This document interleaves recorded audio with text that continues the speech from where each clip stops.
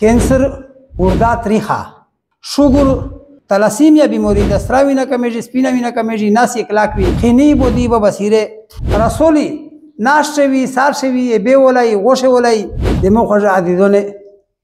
میژه د پیغام اوروي.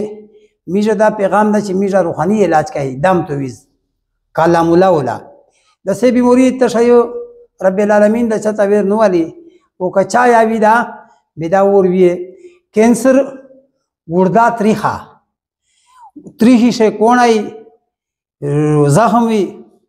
شوګر،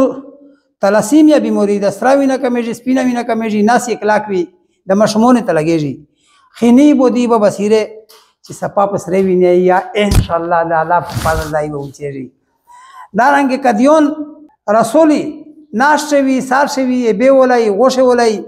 دینه د بل بچې د دغه انسان ډیر کم امکانات وي، دغه میژه دا علاج کوي، دم تویزی کوي. دینه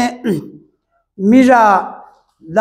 دا خدمت کوي، د انسان د خدمت په بنیاد باندې میژه دا دم تویز کوي. خالص الله رضا دې پورا وګوره قرآن چې دا مؤمنون مسلمون مؤمنون دې پورا الله جل شانه شفا ګرځول ده چې چایا په قرآن حکیم باندې ایمان وي، یقیدا وي،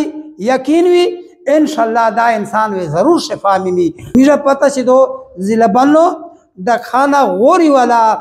شگیر روڈ کرش مشین قریب بتر خوالا کاری سلیمان 0331 980933 دغه نمبر سره به تو سره کایه جمعه ورځ علامه خشول کا میژه چټي وي دی هان روډ کرش مشین دا کا سونچ دي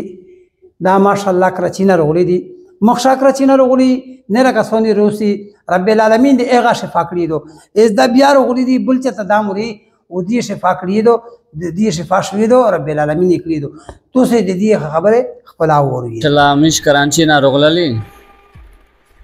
دا مولا کاری سلیمان شاته دا محله والے سره راغلی ورته 2 اول ورته راغلی وو ماشاءالله روحاني علاج وکړل ور سره او ماشاءالله علاج چې وکړل موجوال شور سره ریکشولي دا بل کس مې ورته راوستلی دی هغه ملګری هم دی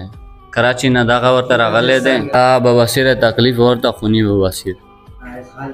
جی ماشاءالله حال شو 2 ورته راغللی تیم ځای کراچي شه تیم ځای جنجال ګوډ یاره زه خو داسې راغلم کاري سلیمان صاحب ته چېرته شیلم مخکې بیا راغلم ته دم مې ونه وکړم دم مې روکړ بیا چې دم مې ختم شو هغې سره مو کوڼي وچول اوس زه ورته راغلی بیا دم دې پره د کوڼي مو ځون سره وړي دي چاته ښه دا تکلیف وي کاري سلیمان سره د رابطه کوي هغې ته درو شي هغې نه د دم وکړي دا مې کوڼې اچولي دي او پیسې څه مطلبه مو سره نه ده شوې الله رضا دې پره مو ته دم کړې ده او چې څو چاته ښه تکلیف وي هغه د سره رابطه وکړي درود شي.